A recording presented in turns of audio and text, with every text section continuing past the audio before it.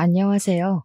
저는 예비 신부와의 대립 끝에 파혼을 결정한 예비 신부입니다. 결혼을 하기 전부터 시댁의 매운맛을 봐버려서 이건 아니다 싶어 갈라섰어요. 다들 파혼으로 끝낼 수 있어 천운이라고 했는데 저 또한 그렇게 생각하면서도 한편으로는 그런 사람들을 만날 수밖에 없었던 제 운명이 좀 싫기도 했었습니다. 물론 그래도 시간이 좀 흘렀던 얘기라서 지금은 티끌만큼의 속상함도 없어요. 오히려 그때의 일을 유쾌한 경험이었다 생각하고 얘기거리로 떠들고 있거든요. 결혼 근처까지 갔다 와본 제 경험을 생각보다 궁금해해주는 사람들이 많아요. 특히 주변의 여자 동료들이 제 이야기를 그렇게 흥미있어 하고 있답니다. 사연 사이트를 알게 된 것도 동료 중 한 명이 제 이야기 같은 사연자들 많다고 소개를 해줘서 찾게 되었어요. 그래서 몇 개 둘러봤는데 진짜로 저 같은 예비 신부들이 많더라고요.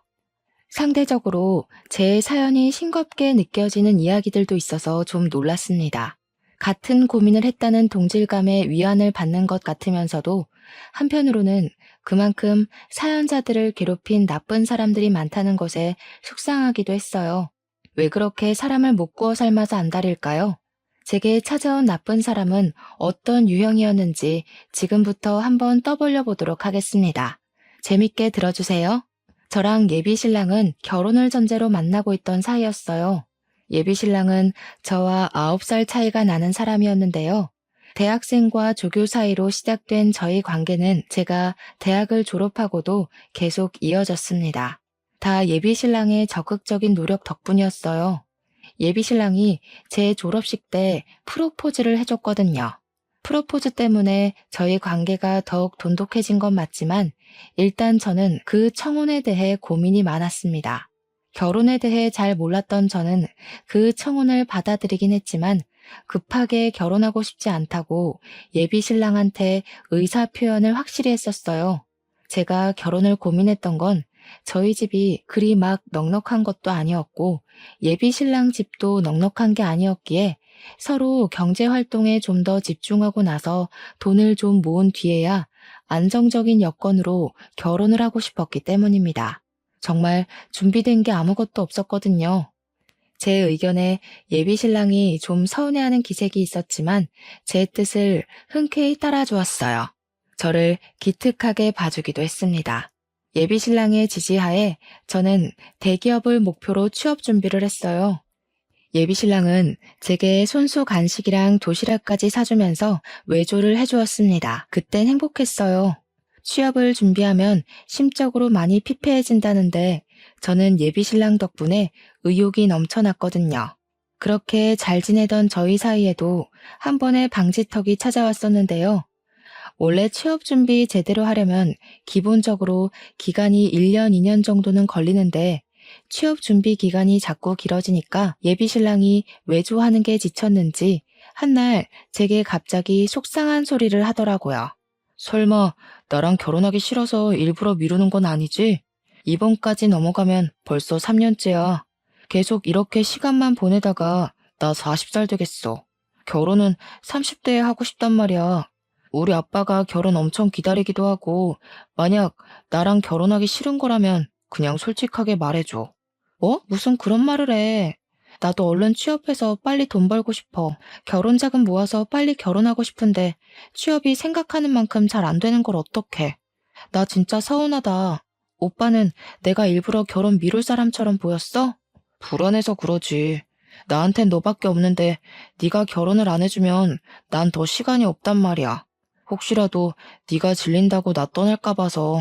아빠 요즘 몸도 안 좋은데 내가 결혼하는 거 보는 게 소원이라고 했거든. 예비 신랑은 이런 식으로 결혼을 못하게 될까 봐 불안감을 표출했던 적이 한두 번이 아닙니다. 저를 놓칠까 봐 불안하다고 하는데 제가 신뢰를 안 주는 사람도 아니거든요. 한눈 판 적 절대 없고 회식이 아니고선 사적인 술자리도 가진 적이 없어요. 회식도 예비 신랑한테 꼬박 알려주고 최대한 1차만 참석하고 빠져나왔습니다. 저는 휴대폰 잠금도 안 해요. 예비 신랑이 한 번씩 제 폰을 볼 때도 저는 찔릴 게 없으니까 선뜻 내버려 두기도 했습니다. 예비 신랑이 다른 부분에선 저를 믿어주는 것 같은데 유독 제 취업은 참 못 기다리더라고요.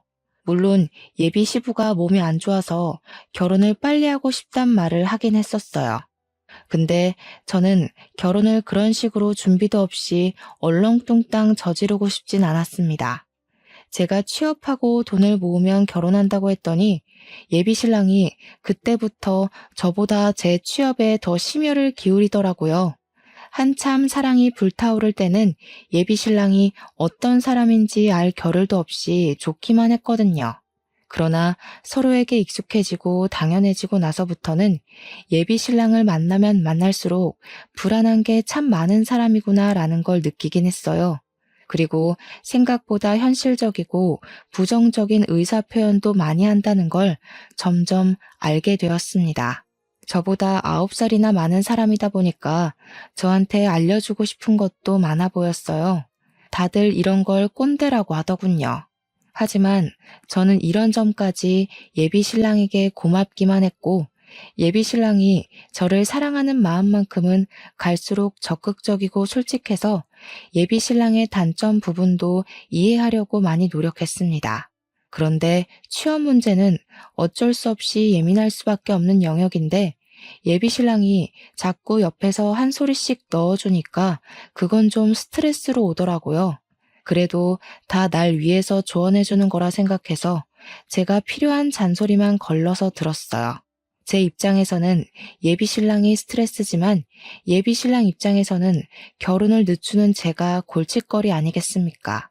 우리가 고작 이런 문제로 헤어질 만큼 얕은 사이도 아니고 그저 둘 다 예민한 시기이기 때문에 잠깐 권태기가 올랑말랑 하는 거라 생각했어요. 최대한 자비를 갖고 하루하루 지냈습니다. 그러던 어느 날 예비 신랑에게 고비가 닥쳐왔는데요. 예비 시부가 돌아가시면서 예비 신랑뿐만 아니라 예비 시댁 자체가 정말 많이 힘들었습니다. 특히나 제 마음을 좀 불편하게 만들었던 부분은 예비 신랑이 예비 시부가 살아계실 때 결혼하는 모습 보여주고 싶어 했다고 했잖아요. 제 고집 때문에 예비 신랑이 다시는 그 꿈을 이루지 못하게 되어서 제가 혼자 얼마나 죄책감을 느꼈는지 모릅니다.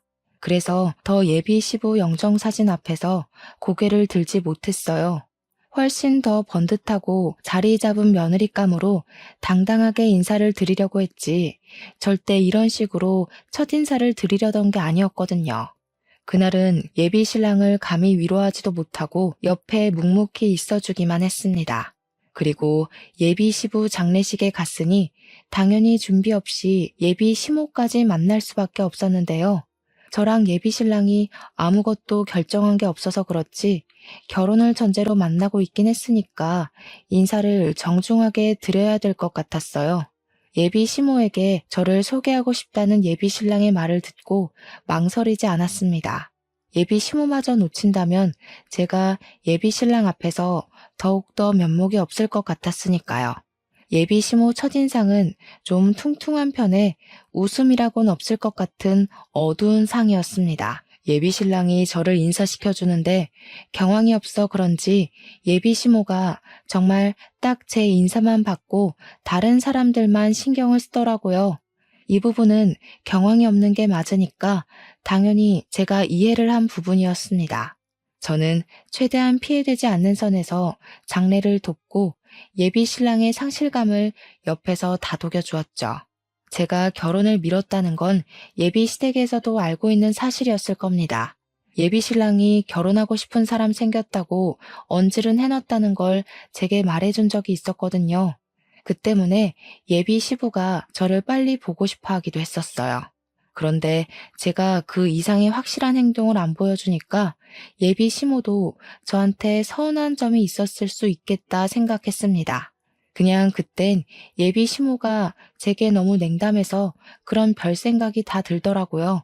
시집도 안 갔는데 벌써 시집살이를 당하는 기분이었달까? 안 좋게 시작해서 좋을 것 없을 테니 빈소에 있는 동안만이라도 저는 나름 잘 보이고자 노력을 했습니다.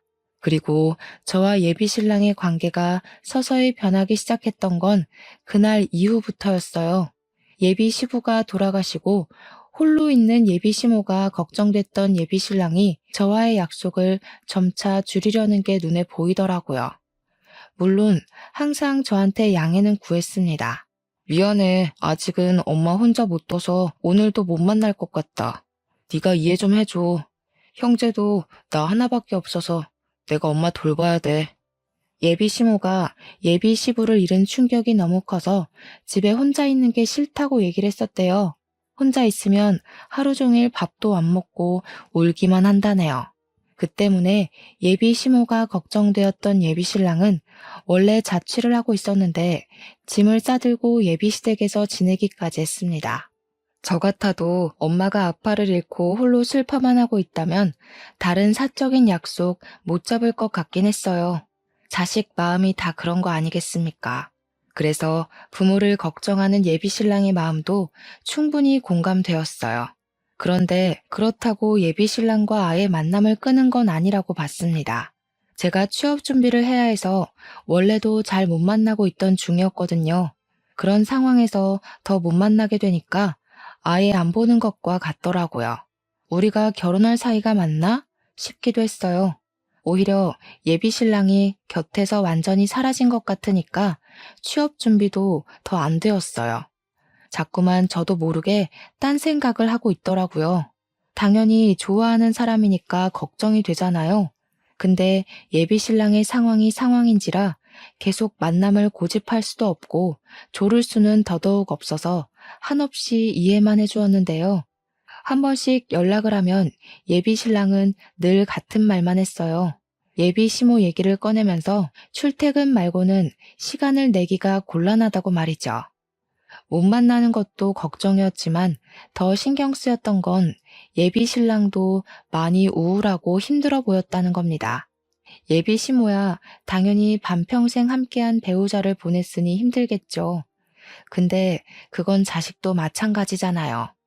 예비 신랑이 예비 시모만 보필하느라 정작 자기 슬픔은 감추고만 있는 것 같아서 안쓰러웠습니다. 그런데도 제가 할 수 있는 건 전화나 메신저로 위로하는 것밖엔 없었어요.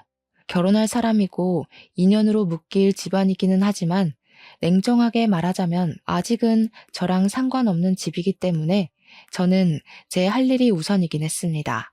그래서 예비 신랑에게 만나자는 말은 더더욱 안 하게 되었어요. 저희는 그렇게 2개월 정도 강제로 못 만났습니다. 예비 시부 돌아가시고 나서는 제가 항상 먼저 예비 신랑에게 연락을 했었는데 어느 날 웬일로 오래간만에 예비 신랑한테서 먼저 전화가 온 적이 있었어요. 당시에는 예비 신랑의 의도를 전혀 몰랐는데 지금 생각해보니 이때야말로 제가 사연을 쓰기 시작한 이유의 근원이기도 한 부분이네요. 요즘 통 연락이 없네. 나도 엄마가 더 안 좋아져서 연락 따로 못했어. 우리 얼굴 못 본 지도 오래됐다. 이러다가 결혼 못하게 될까봐 갑자기 걱정이야. 취업 준비는 잘 돼가? 집중하려고 노력 중이야. 어머님 더 안 좋아지셔서 어떡해? 오빠 혼자 보필하는 것도 많이 힘들겠다. 오빠 쉬지도 못하지? 일할 때는 또 어머님 혼자 두고 나가야 되니까 얼마나 불안하겠어. 도움이 못 돼줘서 미안해. 웬만하면 괜찮다고 말해주고 싶은데 진짜 힘들어서 차마 그 말은 못하겠다. 그보다 우리 결혼이 더 걱정이지 않니? 이대로면 그냥 자연스럽게 헤어질 것 같아서 내가 좀 생각을 해봤거든. 내가 따로 시간 내서 밖에는 못 나가니까 네가 우리 집에 오는 게 어때? 엄마는 방에서 꿈쩍 안 해서 불편한 건 없을 거야. 처음 예비 신랑의 제안을 들었을 땐 당황스러웠습니다. 예비 시모한테 인사를 정식으로 올리지도 못했고 장례식장 때 나타나는 바람에 도리어 이미지만 안 좋게 찍힌 것 같은데 예비 시댁으로 오라니요. 다른 것보다 예비 시모의 존재가 마음에 걸려서 선뜻 예비 신랑 말에 대답을 못했습니다. 그렇다가도 예비 신랑이 혼자서 많이 고생하는 게 느껴져서 마음이 쓰이긴 했어요. 또 예비 신랑 말도 일리가 있잖아요. 제가 가주지 않는 이상 결혼은커녕 이대로 헤어질 게 뻔해 보였는데 그때는 작별이란 거 염두에 두지 않았을 때거든요. 그래서 결국 제가 예비 시댁으로 가는 걸 수긍했던 겁니다. 그때부터 저랑 예비 신랑은 일주일에 한 번씩 예비 시댁에서 만남을 가졌습니다. 예비 시모는 여전히 상실감 때문에 상태가 많이 안 좋은 상황이었어요. 제가 인사를 드렸을 때도 그저 누워서 일어나질 않으시고 한숨만 쉬고 계셨습니다. 그래서 저는 더 비타민처럼 밝게 행동했어요. 첫 단추를 잘못 끼우긴 했지만 다시 올바르게 맞춰 끼울 수 있을 거라고 믿었습니다. 미련하게 왜 그랬냐고 눈초리를 받을 수 있다고 생각해요. 하지만 그때는 제가 그만큼 예비 신랑을 좋아했었습니다. 저는 예비 시모의 마음을 사기 위해서 일주일에 한 번씩 방문할 때마다 사력을 다했어요. 제 의지로 손수 요리도 하고 청소도 해주면서 예비 시모의 살림 걱정이라도 덜어주려고 했습니다. 예비 신랑 또한 저를 도와 같이 청소하고 빨래도 하면서 집안의 온기를 되살리기 위해 노력했어요. 그렇게 두세 달이 지날 때였어요. 제 덕분에 시간이 갈수록 예비 시모와 예비 신랑은 활기를 되찾았습니다. 예비 시모도 방에서 나와 집안을 활보하기 시작했고 예비 신랑도 말수랑 웃음이 많아졌어요. 제가 바랬던 모습이 바로 이런 모습이었기 때문에 제 입장에서는 그 둘의 변화를 기뻐해야 마땅한 일이었는데요. 하지만 막상 그 둘만 신경 쓰느라 저를 돌아보지 못했다는 걸 망각했어요. 생기를 찾은 예비 시모와 예비 신랑과는 반대로 저는 기력이 점점 쇠해갔다고 해야 될까요? 왜 그런 느낌 있잖아요. 기운에 빨리면 컨디션이 급격하게 고갈되는 느낌이야. 어찌 보면 당연한 증상일 수도 있어요. 저는 예비 시댁에 가서 그들의 기분을 띄워주려고 온갖 기운을 다 쏟았고 집안 살림까지 봉사를 자처했으니까요. 근데 말씀드렸던 대로 저는 제가 좋아서 했을 뿐이었어요. 그래서 둘을 원망했던 적은 없습니다. 근데 문제는 다른 부분에 있었어요. 둘이 기운 없어서 다 죽어 있을 때는 저절로 돕고 싶은 마음이 가득했는데 두 사람이 살아났을 땐 굳이 제가 더 도울 필요가 없다고 생각했거든요. 그러나 둘이 기운 차릴수록 저의 봉사 정신을 당연하게 받아들이기 시작했다는 거예요. 특히 예비 시모 태도가 그러했습니다. 도와줘서 고생했다, 고맙다, 이런 말은 바라지도 않았어요. 그런 걸 바라고 도와드리는 건 아니었으니까요. 근데 그렇다고 저를 호구로 보라고 한 짓들은 아니었거든요. 저는 아직 시모의 며느리가 아니잖아요. 저만의 기준이 있어서 딱 그만큼만 예비 시댁에 도움이 되려고 했던 건데 당황스럽게도 예비 시모가 저를 보는 눈빛에 이미 며느리를 대하는 감정이 담겨 있는 것 같았어요. 처음엔 예비 시모가 저한테 당연하게 바라는 태도를 믿을 수가 없어서 긴가민가 했거든요. 근데 제가 예비 시댁 갈 때마다 그런 기분을 느꼈다면 제 촉이 맞는 거 아니겠습니까? 둘이 활력을 찾고 나서부터는 예비 시댁 가는 걸음이 무거워졌고 나중에는 끝내 가기 싫은 마음까지 생겼을 때 저는 예비 신랑에게 결혼 전까진 오늘이 시댁 방문 마지막일 거라고 말하려 했어요. 물론 그날 신경을 기울여 예비 시모 태도를 한 번 더 주의 깊게 보려고도 마음먹었죠. 지난번에 구석구석 먼지가 그대로더라. 오늘은 안쪽 방까지 신경 써서 닦아놔라. 그리고 집에서 원래 그렇게 간을 짜게 하니? 젊은 사람들이야 젊은 몸 믿고 멀쩡할지 모르겠는데 우리같이 나이 든 사람들은 하루하루가 달라. 우리 아들도 이제 곧 40이라서 그리 짜게 먹으면 안 된다. 앞으로 나한테 하나하나 검사받아서 상에 올리도록 해라. 예비시댁 집 평수가 38평은 된다고 들었습니다. 그동안 바닥을 닦아준 건 맞지만 그건 예비 시모가 시름시름 앓아서 못 일어나고 있을 때였어요. 예비 시모는 훨씬 어린 우리 엄마보다도 건강해 보였는데 그런 사람이 저한테 당연하게 걸레를 던져주니까 좀 기가 막혔습니다. 그리고 기껏 음식해서 바쳤더니 사람 정성은 모른 채 하며 요리 못한다고 트집 잡는 것도 기분이 나빴어요. 예비 시모의 행동이 잘못되었다는 걸 그 순간에 확신했던 저는 예비 시댁 방문을 마지막으로 하는 게 아니라 이 결혼 자체를 그날로써 종결지어야겠다고 결심을 해버렸습니다. 그런 와중에 예비 신랑은 제 결심에 쐐기라도 박듯 얄미운 소리를 했는데 아주 가관이더군요. 시어머니 될 사람한테 잘 보이는 거라고 생각해. 미리 며느리 연습해두면 좋잖아. 나는 어른한테 잘하는 여자가 좋더라. 내가 사랑하는 여자가 어른한테 잘하면 더 사랑스럽고 어떻게 나한테 이런 천사 같은 여자친구가 왔는지 몰라. 그동안 자기를 가만히 보면서 우리 집에 꼭 필요한 사람이라고 느꼈어. 예비 신랑이 저더러 자기 엄마한테 잘하라고 살살 구슬리는데 제가 예민한 상황에서 그런 소리를 들으니까 이 사람의 의도가 확대 해석이 되더라고요. 그동안은 예비 신랑이 좋아서 그저 맞춰주고 싶기만 했다면 그 뒤부터는 그저 자기 사용만 챙기려는 이기적인 사람으로 보였어요. 저는 신부 수업을 받으러 예비 시댁을 다녔던 게 아닙니다. 예비 신랑을 위로하고 싶었고 예비 신부가 될 사람으로서 배우자가 보고 싶었을 뿐이었고 예비 시모가 울적하게 괴로워하는 것이 속상해서 힘이 되어주고 싶었던 거라고요. 그런 저의 호의는 결코 노동이 아니었다는데 제 진심이 그들에게 잘못 전달이 된 것 같았습니다.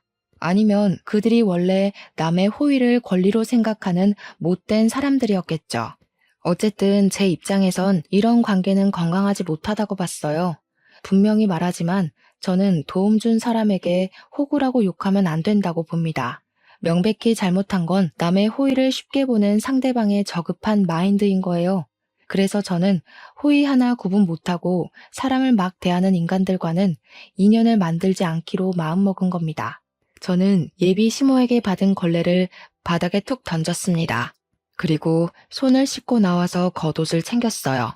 그리곤 제 행동을 알 수 없는 눈으로 보고 있는 예비 시모에게 똑똑히 말씀드렸어요. 어머니, 저 이 집 며느리로 들어온 거 아니고 오빠 여자친구로 놀러 온 거예요. 그동안 어머니랑 오빠가 기운 없어 보여서 베풀어 준 거지 이 집에 잡일하러 들락거린 거 아닙니다. 집안일 원래 다 어머니 일이잖아요.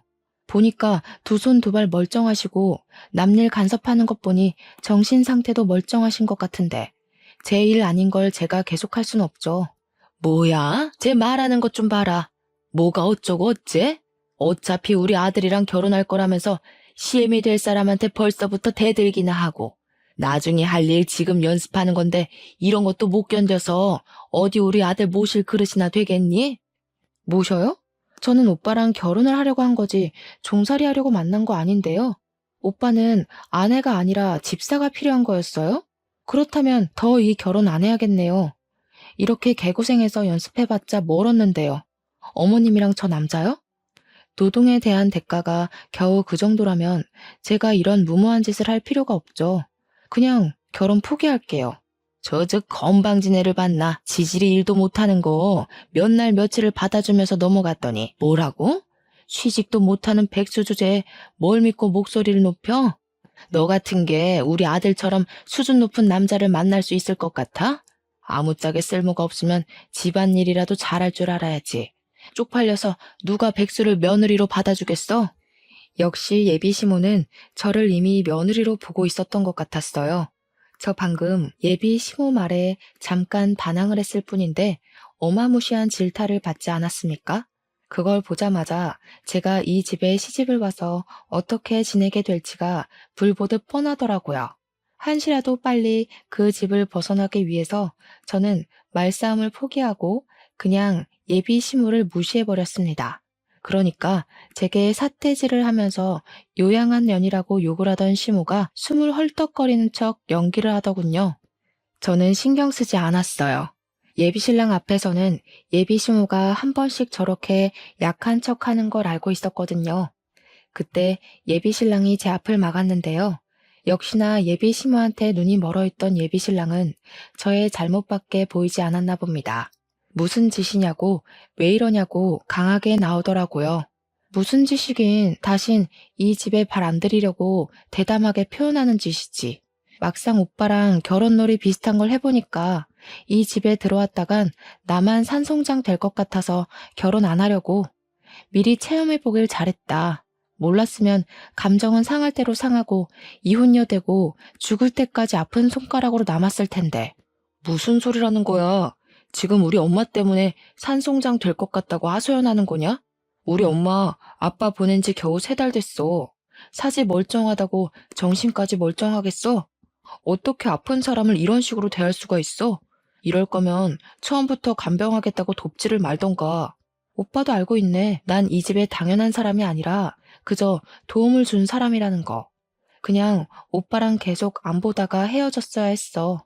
대체 오빠한테 멀쩡한 사람 기준은 뭐야?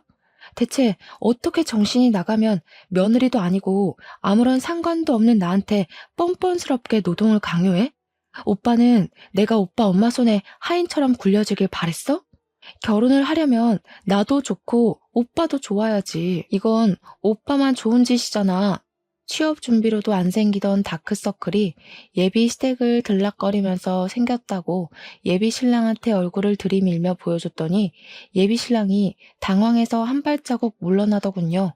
그런 예비 신랑에게 결혼은 없던 일로 하자고 말한 뒤에 집을 나왔습니다. 예비 신랑이 그 어떤 대답을 하지도 않고 그날 하루 연락도 없었지만 저는 당연히 작별을 한 거라고 생각했어요. 그런데 한 이틀 뒤에 예비 신랑한테 전화가 오기 시작하더라고요. 안 받았습니다. 문자 오는 것만 봤는데 저한테 눈 부릅뜨고 예비 시모 편들 때는 언제고 절절 매달리며 제발 만나자고 난리가 났더군요. 황당하게도 전화는 예비 시모한테서도 왔습니다. 예비 신랑이면 몰라 제가 예비 시모 연락을 받아야 되는 이유가 뭐 있겠습니까? 며느리도 아니고 며느리 될 사람도 아니고 파혼을 한 이상 남일 뿐인걸요. 그래서 예비 시모 연락처는 아예 수신 차단해버렸어요. 그러니 웃기게도 예비 신랑이 제 자취방을 찾아왔더라고요. 오밤중에 급히 문을 두드리길래 뭔가 싶어 문을 열었더니 예비 신랑이 울먹거리고 있었습니다. 그러면서 다급하게 하는 말에 좀 당황했어요. 엄마가 약을 드셨어. 너 때문에 혈압까지 높아졌다고. 네가 그날 그렇게 나가서 엄마가 얼마나 열이 올랐는지 알아? 너만 아니었어도 엄마가 쓰러지는 일은 없었어. 당장 우리 엄마 책임져. 제가 뭘 했다고요? 며느리도 아닌 제가 그 집안일 내팽개치고서 박차고 나왔다고 뒷골이 당겨 넘어가더니 이걸 놀라 자빠져줘야 하나 모르겠더라고요. 일단은 예비 신랑을 마주하니까 표정이 곱게 만들어지지 않은 건 사실이에요. 제가 무감하게 서 있기만 하자 예비 신랑은 제 멱살까지 잡고서 흔들었습니다. 예비 시모는 예비 신랑이 출근한 사이 약을 먹은 듯했고 예비 신랑이 퇴근하고 와서 쓰러져 있는 예비 시모를 발견했다고 했어요. 나 때문에 병원에 실려간 거니까 당장 같이 가자는 예비 신랑의 말을 무시하고 경찰에 신고하려 했지만 예비 신랑이 너무 울어서 2차 사고까지 발생할 것 같더라고요. 그래서 저는 할 수 없이 병원을 같이 갔고 병실에 누워 안정 취하고 있는 예비 시모를 보았습니다. 예비 시모는 저를 보자마자 이놈 하면서 못 가누는 몸을 움직여 잡히는 대로 던지기 시작했어요. 그러니 같이 병실 쓰는 주위 사람들이 저를 정말 썩을 년인 줄 알고 쳐다보더라고요. 그새 뭐라고 짓거려 놓았나 보죠. 여기가 어디라고 찾아와? 너 같은 건 우리 집 며느리로 절대 인정 못한다. 며느리 노릇도 못 견딜 거면 뭐하러 내 아들이랑 붙어먹어? 싹 수 없게 어른 앞에다 걸레나 툭툭 던지고. 너 같은 며느리 때문에 나라가 망하는 거야. 돈도 안 벌면서 우리 아들 등골 빼먹을 궁리만 했지? 내 착한 아들이 아무것도 모르고 이것저것 다 해주니까 만만했냐? 꼴도 보기 싫으니까 꺼져. 베개나 칫솔, 쓰레기 뭐 이런 건 던지더라도 질량이 가벼워 제가 있는 거리까지 닿지는 않았는데요. 물이 반쯤 든 물통은 힘을 제대로 받아서 제 얼굴까지 날아왔습니다. 눈을 정통으로 맞았더니 그제야 예비 신랑이 예비 시모를 말리면서 저더러 일단 밖에 나가 있으라고 소리를 치더라고요. 어처구니 없었고 화가 치밀어 올랐지만 다른 환자들이랑 보호자들 생각해서 일단 밖으로 나갔어요. 눈 주위가 따끔거려 휴대폰으로 확인했더니 피부가 살짝 찢어진 걸 발견할 수 있었습니다. 짜증이 솟구쳤던 저는 속으로 삭히기만 하면서 간호사가 있는 카운터로 찾아갔어요. 몇 호실 보호자라는 걸 밝히고 따로 부탁을 해 가볍게 치료를 받았습니다. 그때 저를 치료해준 간호사가 무슨 일 있는 거냐고 묻더라고요. 이미 간호사들도 난동의 주인공이 예비 시모라는 걸 알고 있었는데 그 내막까지는 차마 몰라서 궁금해하고 있었습니다. 저는 숨길 거 없다고 생각했어요. 어차피 더 이상 저랑 관련 없는 사람들이고 제가 잘못한 건 더더욱 없었기에 남의 귀로 제 이야기가 들어가는 것에 거리낌이 없는 상태였어요. 그래서 제 상황과 제 입장을 따로 설명 주었습니다. 그랬더니 주위에 있던 다른 간호사들까지 다들 미래 며느리 될 사람들이다 보니까 대동단결해서 같이 화를 내주더라고요. 그러면서 제게 슬쩍 말해두는 사실이 하나 있었는데 지금 생각해도 이 사실은 창피하고 웃긴 일이라고 봐요. 간호사가 하는 말이 예비시모가 약을 먹고 실려왔다고 진단이 되어 있다는데 그게 다 뻥이라고 하더라고요. 약 먹고 의식을 잃은 환자들은 특히나 시간이 더 금이고 위세척만 하면 살릴 수 있기 때문에 병원에서 난리가 났었다는데요. 정작 수술을 진행하러 들어갔더니 예비 시모 위가 너무 깨끗한 데다가 맥박은 물론 혈압까지 정상 수치라서 김이 팍 샜었다고 합니다. 수면 마취만 하고 잠만 자고 일어난 거래요. 의사가 예비 시모더러 그만 퇴원해도 된다고 했는데 예비 시모가 계속 약 먹고 정신 잃었었다고 끝도 없이 고집 부려서 병실에 있는 거라고 했습니다. 제가 치료받으러 찾아오기 전까지만 해도 간호사들끼리 이미 예비 시모 험담을 몰래 하고 있었다더라고요. 그렇다고 환자인 예비 시모에게 공직자들이 뭘 할 수 있는 건 아니었고 대신 다른 병실에 양해를 구해줄 테니 잠깐의 소란은 피울 수 있도록 허락해 준다고는 했습니다. 저는 딱히 소란 피울 생각은 없었지만 간호사들이 용기와 기회를 주니까 잠시 가라앉던 분노가 다시 솟구치더라고요.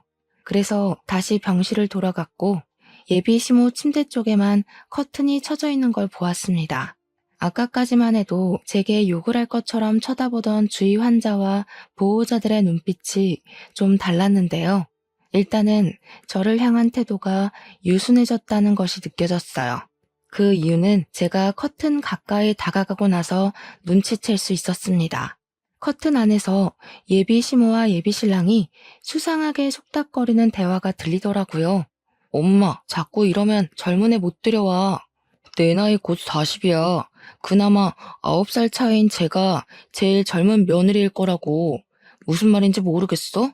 나중에 엄마 늙으면 며느리도 같이 늙을 건데. 골골대는 며느리가 엄마 보필이나 제대로 할 것 같아? 지금 엄마 봐줄 젊은 사람으론 제가 딱이라니까. 조금만 맞춰줘봐, 응? 취업을 해야 결혼한다고 했다면서. 취업 못하는 게 아니라 일부러 안 하고 있는 거 아닌지 제대로 확인해봐.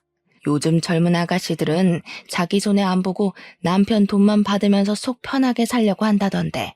걔도 너 이용하는 걸 수도 있어. 그런데 내가 그 여시 같은 꼴을 그냥 지켜보라고? 엄마 제발, 그건 나중에 진짜 며느리 돼서 잡으면 되잖아. 일단은 쟤를 우리 집에 들이는 게 더 중요한 거라니까. 이팔 청춘 아가씨가 어디 구하기 쉬운 줄 알아? 내 나이면 어디 하나는 골병난 아줌마거나 말 많은 아줌마들밖에 못 데려와. 나도 늙고 며느리도 늙으면 누가 엄마 보필하겠어? 결혼하면 엄마가 며느리를 구워 삼든 말든 내가 간섭 안 할게. 듣자 하니 예비 신랑이 제게 접근했던 건 다 자기 부모님을 모실 체력 좋은 며느리가 필요했기 때문이었어요. 예비 시부는 돌아가셔서 어쩔 수 없는 거였고 예비 시모만큼은 힘 많고 체력 좋은 며느리를 붙여서 요양시키려고 했던 것 같았습니다. 그래서 정식 인사도 안 드린 저를 벌써부터 며느리 교육하려고 고나리질 했나 봐요.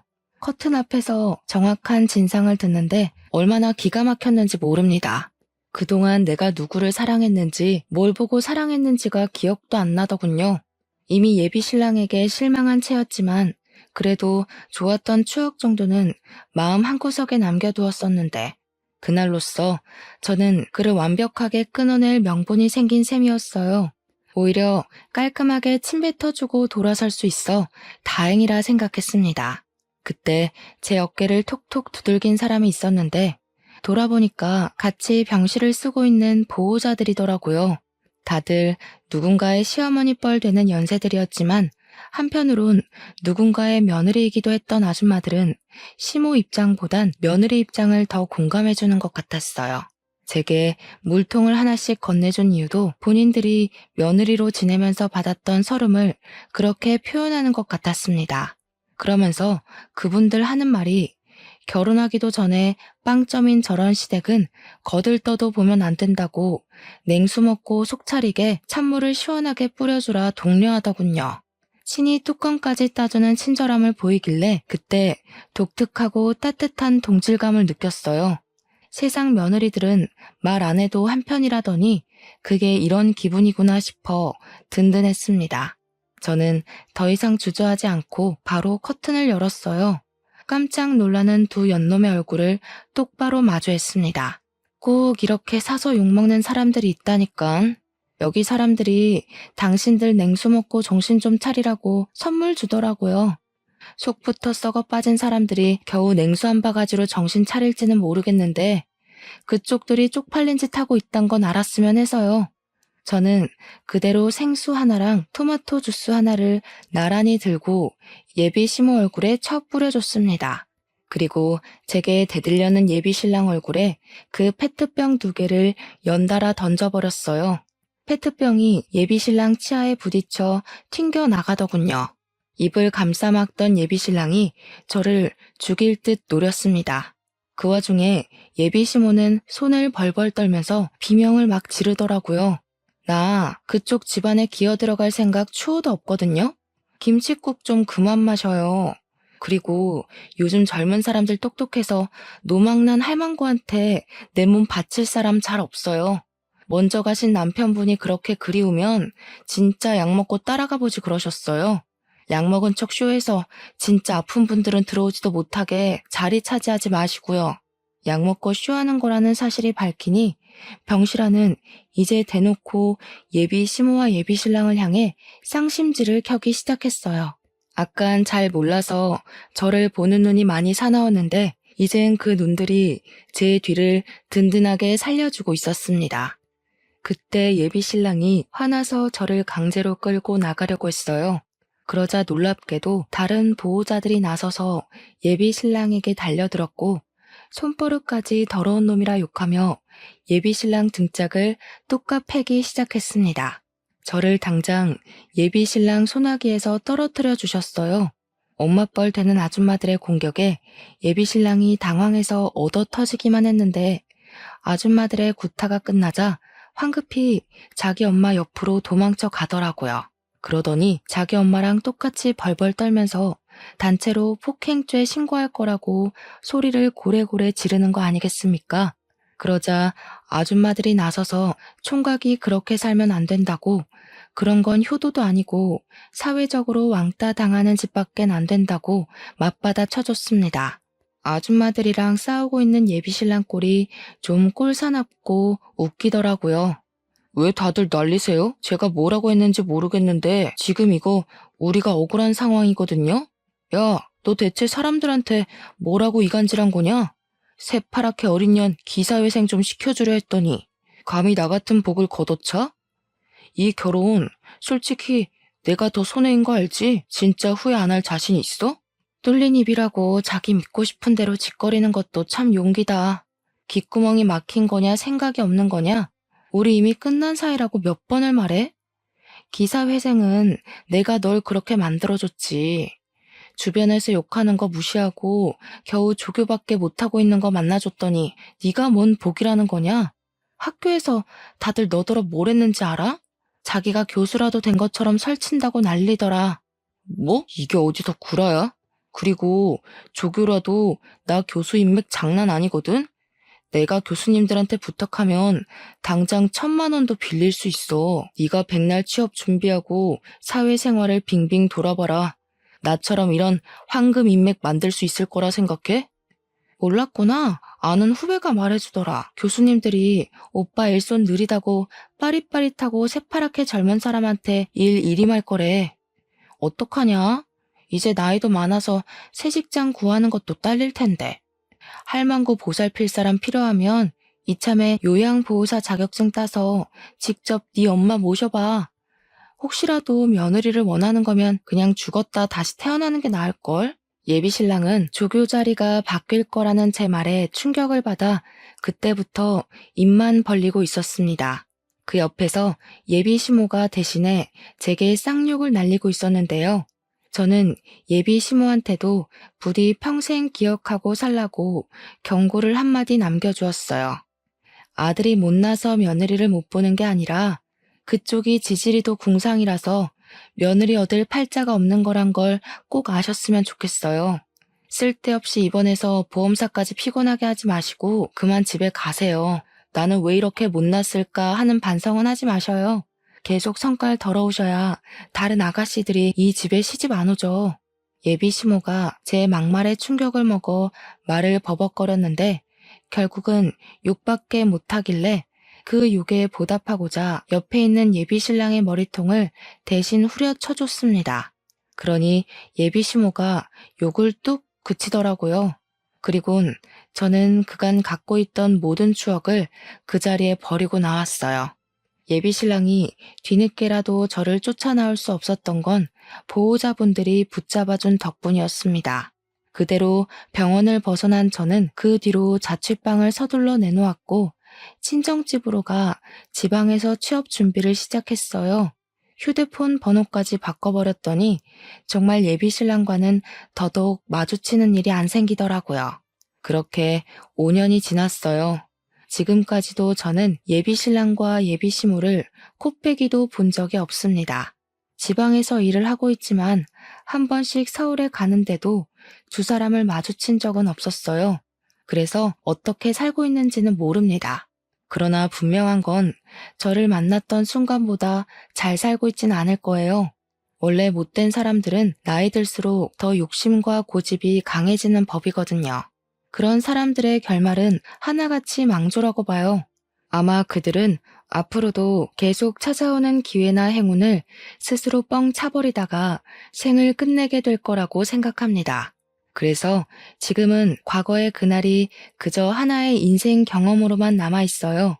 그 일 때문에 결혼에 실패하긴 했지만 그건 상대방의 문제였지 제가 결혼이 싫었던 건 아니었거든요.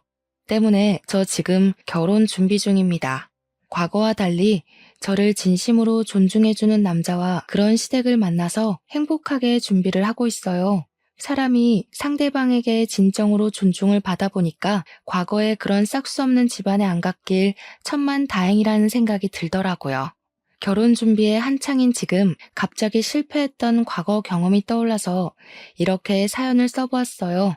이번에 만난 예비 신랑 덕분에 저는 결혼이라고 다 불행한 거 아니고 시댁이라고 다 스트레스의 근원은 아니라는 걸 제대로 깨달았습니다. 이번엔 저도 직장이 있고 모은 돈이 있으니까 결혼 준비까지 완벽하게 마련되어서 마음이 편해요. 그래서 역시 결혼 상대로 누구를 만나느냐도 중요하지만 나만의 정년기를 맞춰서 결혼하는 것도 중요하다는 걸 알았어요. 준비가 된 저에게 찾아와준 새 예비 신랑과 앞으로 인생을 알차게 살아가 보려고 합니다. 제 앞길에 축복도 받을 겸 이렇게 사연을 올려보았네요. 제 사연도 언젠가 소개가 되겠죠? 수다 떨기 좋아하는 제가 얼굴 모르는 사람들과 소통이 될 생각을 하니 벌써부터 기대가 됩니다. 아무쪼록 모두들 하는 일마다 성공길로 한 발짝씩 나아가길 바라면서 저는 이만 인사드릴게요.